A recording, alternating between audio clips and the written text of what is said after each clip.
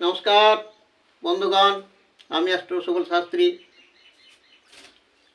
আজ আপনাদেরকে এক নতুন তত্ত্ব সঠিকভাবে আলোচনা করে দেখাবো। আপনারা এই রেখা থেকে বুঝতে পারবেন যে আপনাদের জীবন সঙ্গিনী কেমন হবে এবং কিভাবে আপনারা বিবাহ করবেন। সেই সব হাত থেকে স্পষ্টভাবে আপনারা সব কিছু বুঝতে পারবেন এবং আপনাদের বিয়ে কেমন হবে, স্টেজ ম্যারেজ না লাভ ম্যারেজ, সেগুলো সব এবং কত বয়সে হবে এবং কিভাবে হবে, কেমন ঘরে হবে, সবগুলোই আপনারা জানতে পারবেন। আপনারা শুধু মন দিয়ে দেখুন। আর আমার চ্যানেলে যারা সাবস্ক্রাইব করেন নাই তারা অবশ্যই সাবস্ক্রাইব করুন এবং লাইক করুন। তাহলে বন্ধুগণ আসুন, বেশ মনোযোগ সহকারে একটু দেখুন। এই যে একটা বুড়ে হাতে রেখা দেখতে পাচ্ছেন, এটা একটা হাত এবং একটি কতগুলো রেখা রয়েছে। যেমন এইটা হলো মূল রেখা, যাকে আয়ু রেখা বলা হয়, এবং দ্বিতীয় রেখা রয়েছে, এটা হলো আপনার শিরোরেখা। আরেকটি রেখা রয়েছে এই যে হৃদয় রেখা, এবং একটি বৃদ্ধাঙ্গুলি, শুক্রের আঙ্গুল বলা হয় একে, এবং এটা তর্জনী মানে বৃহস্পতির আঙ্গুল বলা হয়, এবং এটা মধ্যমা শনির আঙ্গুল বলা হয়, সব থেকে বড় আঙ্গুল যেটা, এবং অনামিকা, এটা হলো অনামিকা অর্থাৎ রবির আঙ্গুল, আর এটা হলো সব থেকে ছোট আঙ্গুল অর্থাৎ কনিষ্ঠ আঙ্গুলি। আজকে আমাদের আলোচ্য বিষয় এই জায়গাটা।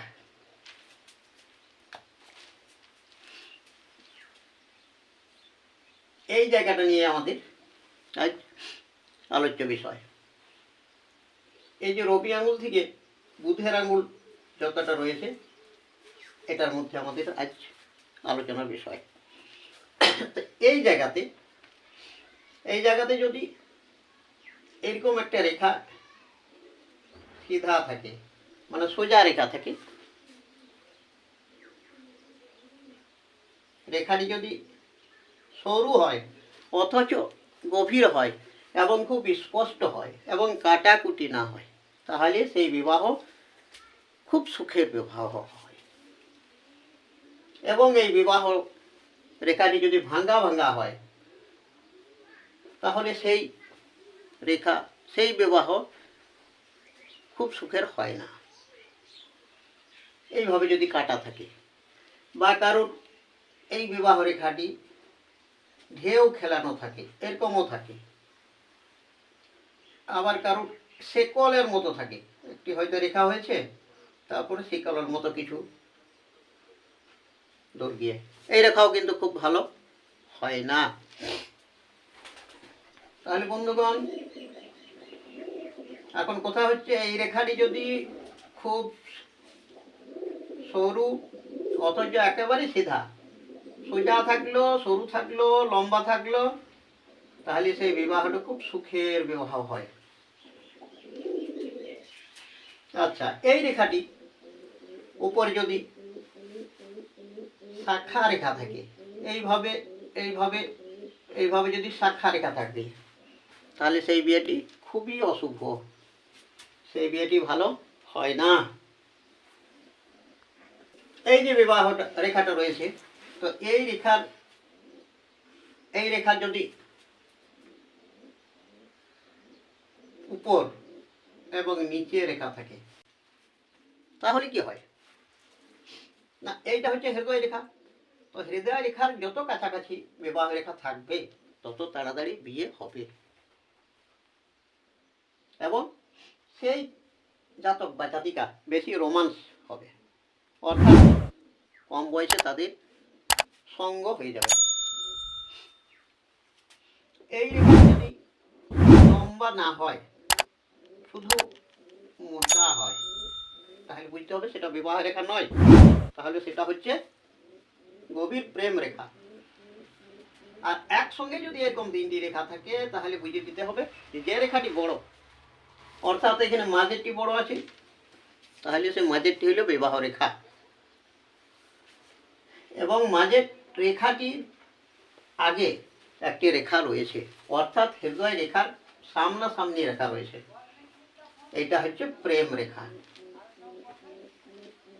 এবং এটি কোনো কারণে কাটলো কিংবা নাও কাটতে পারে, তার বিয়েটা হয়ে গেল।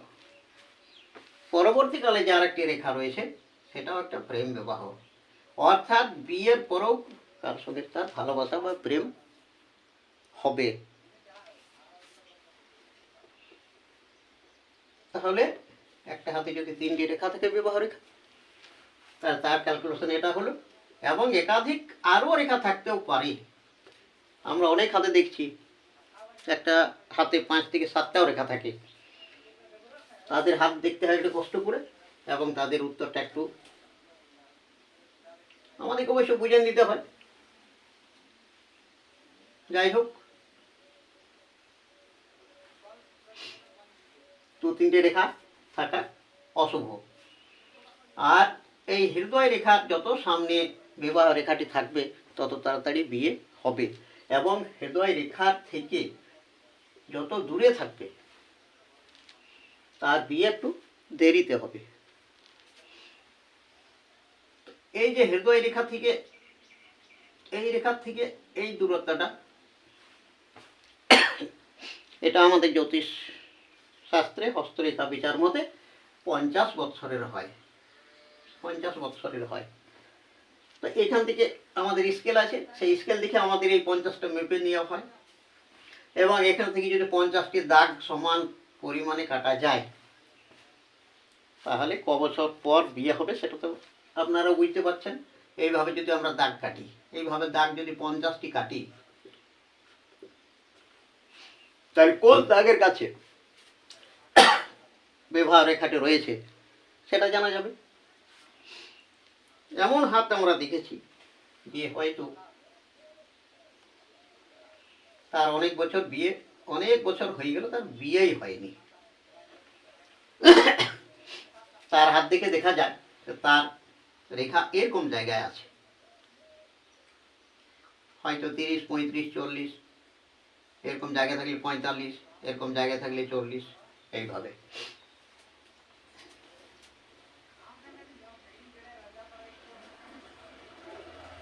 তবে হ্যাঁ, এই রেখাটি যদি আবার দেখা যায় কারো রেখাটি এই হৃদয় রেখার দিকে এইভাবে রেখা চলে যায়, সেটা অবশ্য শুভ রেখা। কিন্তু যদি এই রেখাটি এই কনিষ্ঠার দিকে ঢেউ খেলানো থাকে, তাহলে কিন্তু খুবই খারাপ। এবং এই কনিষ্ঠা অঙ্গুলিতে যদি কেটে যায়, অর্থাৎ টাচ হয়ে যায়, এই কনিষ্ঠা অঙ্গুলিতে যদি রেখাটি টাচ হয়ে যায়, তাহলে কিন্তু খুবই অশুভ। এইখানে কিন্তু দুজনের ভিতরে একজনের মৃত্যু হতে পারে। অর্থাৎ এই রেখা যার হাতে থাকবে তাদের মধ্যে হয়তো স্ত্রী বিয়োগ কিংবা স্বামীর মৃত্যু, বিধবা যোগ। এবং এই রেখাটিও হৃদয় রেখার দিকে যদি ঝুঁকে যায় এবং হৃদয় রেখা কেটে যায়, তাহলেও খারাপ। হৃদয় রেখার দিকে মুভ করাটা ভালো, হৃদয় রেখার থেকে মুভ করাটা অবশ্যই ভালো, কিন্তু কোনো কারণে হৃদয় রেখা কেটে যাওয়া ঠিক নয়।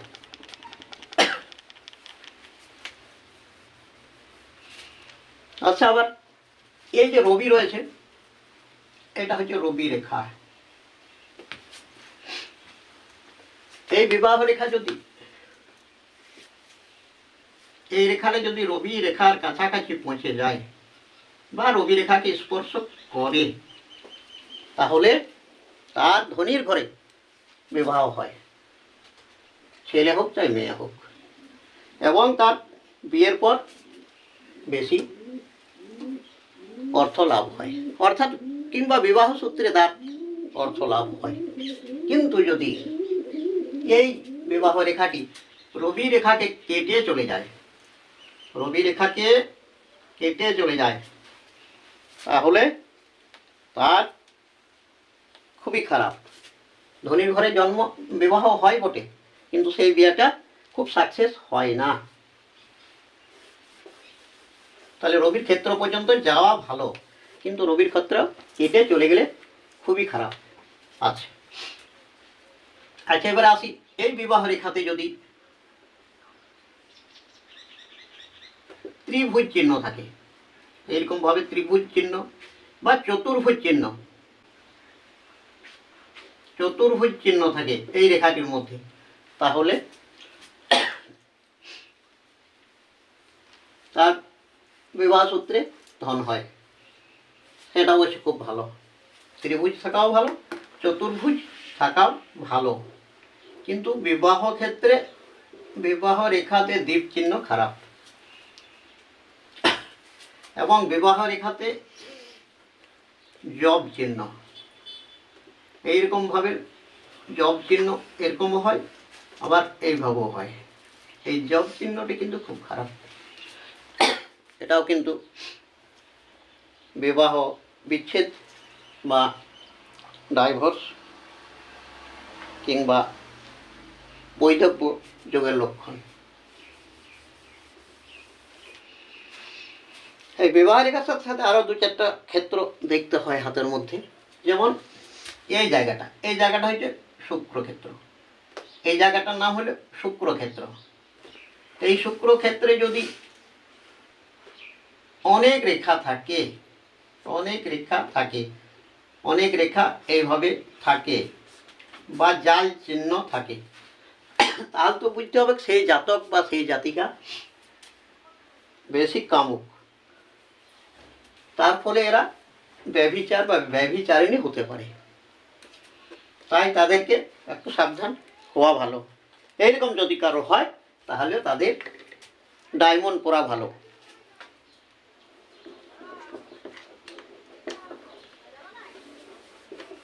এটা কিন্তু বিবাহের ক্ষেত্রে খুবই খারাপ।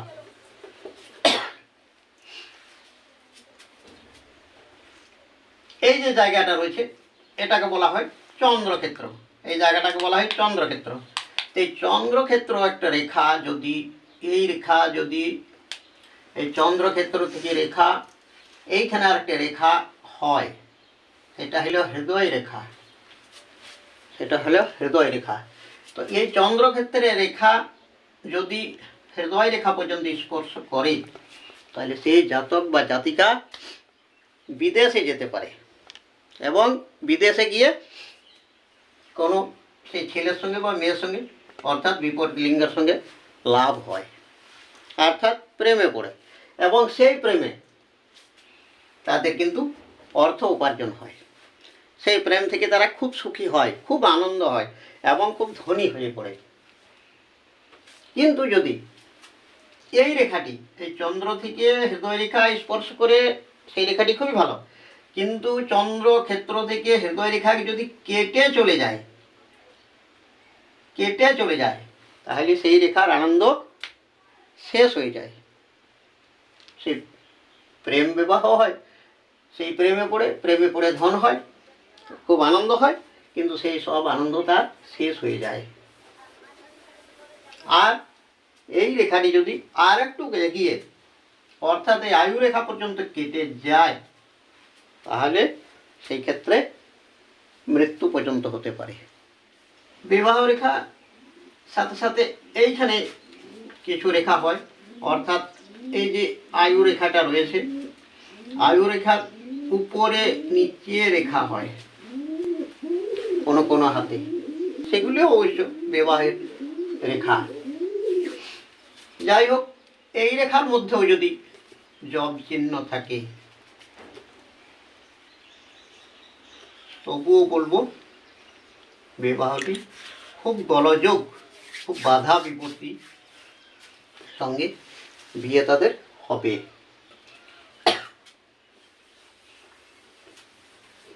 বিবাহ রেখার মধ্যে কালো তিল থাকা খুবই খারাপ, এবং ক্রস চিহ্ন একেবারে অশুভ, অর্থাৎ মৃত্যু সূচনা করে। এইরকম রেখা যদি কারো হাতে থাকে, তাহলে কোনো জাতকের হাতে থাকলে তাহলে বিয়ের পর বিয়ে তার হয়ে যাবে, কিন্তু বিয়ের পরে তার হয়তো স্ত্রী মারা যাবে, এবং কোনো জাতিকার হাতে যদি থাকে তাহলে বিয়ে অবশ্য হয়ে যাবে। বিয়ে না হওয়ার কথা নয়, বিয়ে ঠিকই হয়ে যাবে, কিন্তু বিয়ের পরে সেই মেয়েটা বিধবা হতে পারে। এই রেখাটি খুবই খারাপ।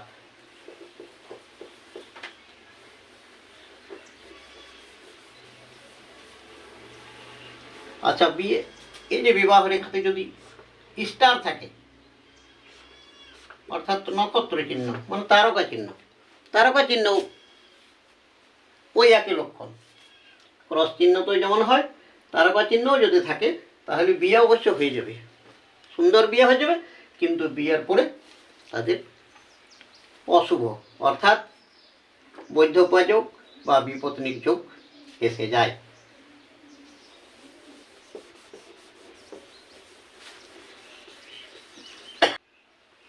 এইভাবে রেখা যদি অশুভ রেখা যেগুলো বলা হলো, এই অশুভ রেখাগুলা যদি কারোর হাতে থাকে, কোনো জাতকের হাতে বা কোনো জাতিকার হাতে থেকে থাকে, তাহলে তাদের হাতটা, সম্পূর্ণ হাতটা আরও ভালোভাবে দেখতে হয়। যেমন একটা বলা হলো হৃদয় রেখা,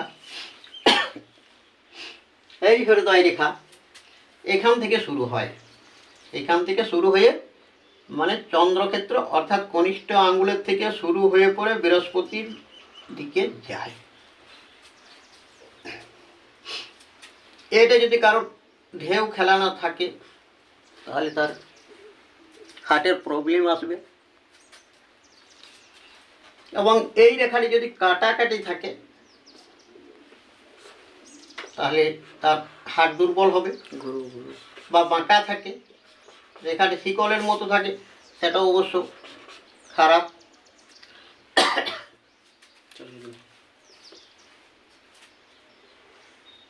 হৃদয় রেখা এধার থেকে শুরু হয়, মানে চন্দ্রক্ষেত্র থেকে শুরু হয়, বৃহস্পতির দিকে যায়। হৃদয় রেখা ছোট হলে সেটাও হার্টের প্রবলেম হয়। হৃদয় রেখা যদি শিকল চিহ্ন থাকে, হৃদয় রেখা যদি জব চিহ্ন থাকে, হৃদয় রেখা যদি কাটাকুটি থাকে, তাহলেও হার্টের প্রবলেম হয়। এরকম অসুবিধা যদি কারো হয় তাহলে তাদেরকে বলবো তারা মহামৃত্যুঞ্জয় কবচ যেন ধারণ করে। যাই হোক, এই হৃদয় রেখাটি যদি একেবারে বৃহস্পতির, এই যে বৃহস্পতিটা রয়েছে, এই বৃহস্পতি ক্ষেত্র পর্যন্ত চলে যায় সম্পূর্ণ, সেটা অবশ্য পুরুষের ক্ষেত্রে ভালো, মহিলাদের পক্ষে অশুভ, কারণ সে বেশি স্বেচ্ছাচারিতা হয়, সে অনেক কিছু করতে পারবে, অসম্ভবকে সম্ভব করতে পারবে, কিন্তু হাতটা একটু স্বেচ্ছাচারী হয়। তাহলে তার মানে কি, তার উপরে আর কেউ থাকবে না, তাহলে এই বিবাহ অবশ্য টেকসাই হবে না। সেই জন্য এটা একটা বিবাহ ক্ষেত্রেও পয়েন্ট, এটাও একটু লক্ষ্য করে আমাদেরকে দেখতে হয়। আর একটু রয়েছে এই যে শিরোরেখা আর আয়ুরেখা, এইভাবে রেখাটি হয়, কিন্তু অনেকের ক্ষেত্রে দেখা গেছে যে শিরোরেখা আর আয়ুরেখা, এই হলো শিরোরেখা এবং এই হলো আয়ুরেখা, অর্থাৎ শিরোরেখা এবং আয়ুরেখার মধ্যে মিলিত হয়নি। সেই ক্ষেত্রে হাতটা একটু ভালোভাবে দেখতে হয়। তাদের বুদ্ধি প্রচুর, কিন্তু তারা প্রত্যেকটা প্রশ্নের উত্তর একটু লেটে বুঝে। ওরা জানে এই অঙ্কটার 21 উত্তর, কিন্তু লিখতে পারে না। 12, 13, 14 পর্যন্ত লিখতে পারে, কিন্তু 21 পর্যন্ত লিখতে পারে না। যখন খাতাটা তারা জমা দিয়ে দেয়, তারপরে ওরা জানে যে আমার ভুল হয়ে গেল। সেরকম ওদের সম্বন্ধে কোনো প্রশ্ন যদি করি, কোনো কিছু শুধায়, হাতটা দেখে পড়ে, তারা কিন্তু সঠিক উত্তর দিতে পারে না। অর্থাৎ একটা আমরা বলি শিরোরেখা, শিরোরেখা মানে বুদ্ধি রেখা, ব্রেনের রেখা, এবং একটা হলো আয়ুরেখা।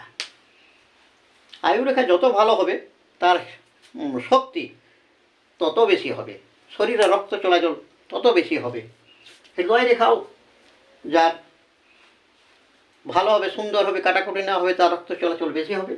এবং শিরোরেখা যার স্ট্রং থাকবে, কাটাকুটি না থাকবে, তার রক্ত চলাচল বেশি হবে, যা কোনো জিনিস সে সহজে বুঝে নেবে।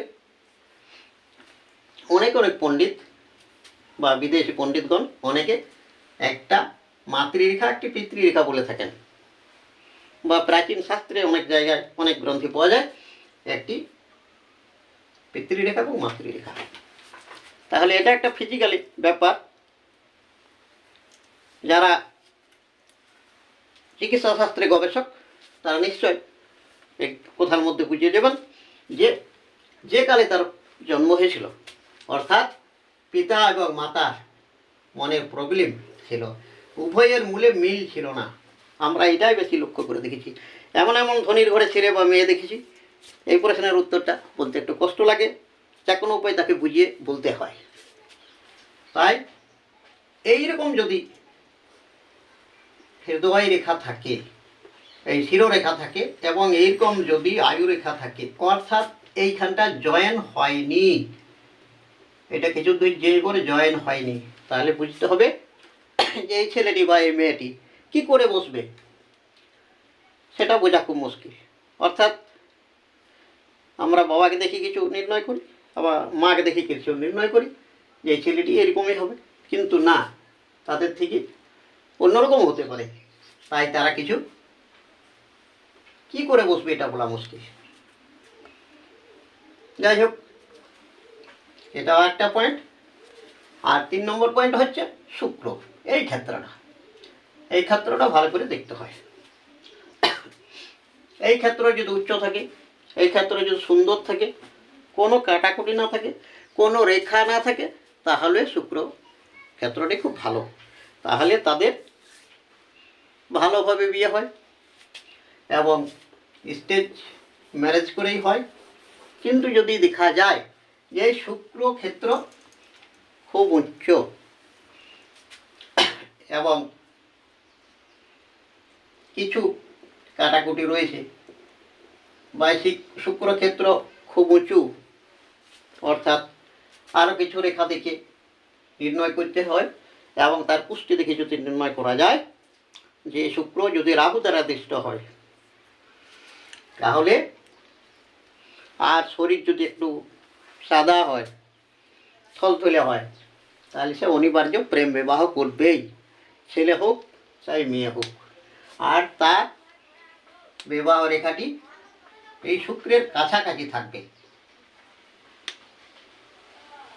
এই যে হৃদয় রেখা রয়েছে, হৃদয় রেখার খুব সামনে থাকবে। এবং যদি এই হৃদয় রেখা থেকে বিবাহ রেখাটি খুব দূরে থাকে, অর্থাৎ এইখানে কোনো রেখা থাকবে না, হাত পরিষ্কার থাকবে, অনেক দূরে থাকে, তাহলে বুঝতে হবে সেই ছেলেটি এবং সেই মেয়েটি বিবাহ একটু দেরিতে হবে, এবং তারা খুব স্ট্রং থাকবে, এবং তারা খুব ব্রহ্মচারী জীবন যাপন করবে, এবং তাদের ব্রেন খুব সূক্ষ্ম কাজ করবে। এইভাবে অবশ্য 2টি হাত দেখে হস্তরেখা বিচার করা ভালো। যাই হোক, এই পয়েন্টগুলো আপনাদেরকে বললাম। তাহলে বন্ধুগণ, আজ এই ব্যবহারিকা সম্বন্ধে আলোচনা গেল, আবার কোনো দিন অন্য কোনো বিষয় নিয়ে আলোচনা করব।